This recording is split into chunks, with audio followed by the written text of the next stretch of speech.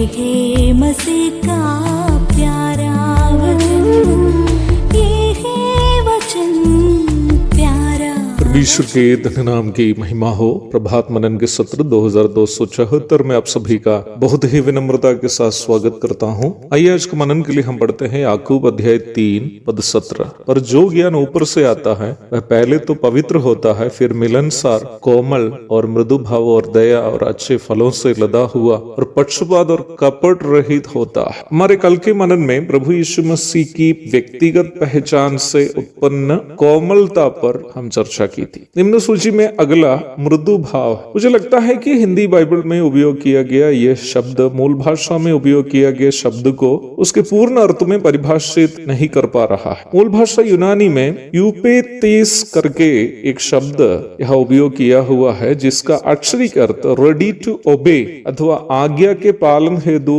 तत्पर है। यह भी हमारे प्रभु यीशु मसीह के स्वभाव में से एक है। बाइबल ये बात स्पष्ट करती है कि हमारे प्रभु यीशु मसीह अनादि काल में अपने पिता के प्रति भी, अपने वर्तमान संसार के जीवन काल में अपने माता पिता के प्रति भी एक आज्ञाकारी पुत्र था। पिता एवं पवित्र आत्मा से तुल्य होकर भी पिता के आज्ञा का पालन करते हुए संसार में मनुष्य बनकर प्रभु आया, ताकि वह हम पापियों के बदले कष्ट सहकर मृत्यु को धारण कर सके। मानसिक परिप्रेक्ष्य में देखेंगे तो ये एक आसान कार्य नहीं था। यद्यपि हम में से ज्यादातर लोग अपने से बड़े लोगों की आज्ञा का पालन करने में परेशान तो ज्यादा नहीं होते हो, हम कभी भी अपने बराबर के लोगों के आदेशों का पालन करना पसंद नहीं करते, क्योंकि हम भी और वो भी बराबर है, वो हमें आदेश क्यों देंगे। परंतु जैसे एक आज्ञाकारी पुत्र अपने पिता की आज्ञा का पालन बिना हिचकिचाए हुए करता है, वैसे ही प्रभु ने पिता परमेश्वर के द्वारा मानव जाति के उद्धार स्वरूप कष्ट झेलते हुए मृत्यु सहने के आदेश का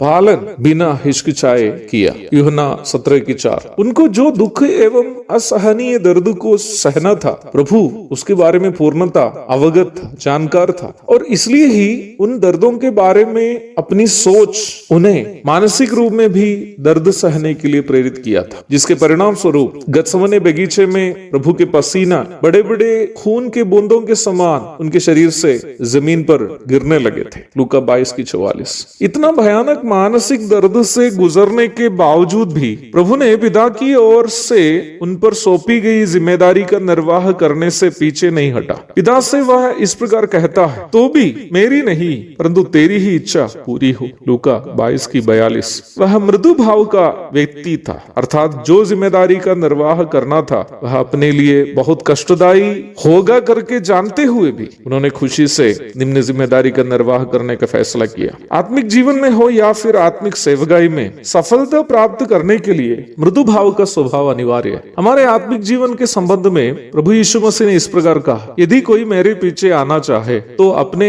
आपे से इनकार करे और प्रतिदिन अपना क्रूस उठाए हुए मेरे पीछे हो ले। लूका 9:23। प्रभु का कहना यहाँ यह है कि यीशु मसीह के पीछे चलने वालों को उन कष्टों को भी झेलते हुए चलना है जो प्रभु के पीछे चलने से होते हैं। पहला पत्रस 2:21 में पत्रस भी यही बात को समझाया है। बाइबल के परिप्रेक्ष्य में आत्मिक जीवन का मतलब ही यीशु मसीह के पद चिन्हों पर चलना है। जो प्रभु के पीछे चलने से होने वाले दुखों को झेलना नहीं चाहता, उसे प्रभु के पीछे नहीं चलना चाहिए। वैसे ही प्रभु जब हमारे जीवन के द्वारा कुछ सेवाओं का निर्वाह करना चाहता है, तो निम्न सेवा के निर्वाह से जुटे कई कठिनाइयों को भी हमें झेलनी पड़ती है। जो व्यक्ति सेवा का निर्वाह करता है, उसे उन कठिनाइयों को भी खुशी से झेलनी चाहिए। अर्थात कठिनाइयों को झेले बिना हम ना आत्मिक जीवन में सफल हो जा सकते हैं, ना ही सेवा में। आत्मिक जीवन में हो या सेवा में, उसकी सफल पूर्ति के लिए प्रभु की आज्ञा पालन, किसी भी कठिनाई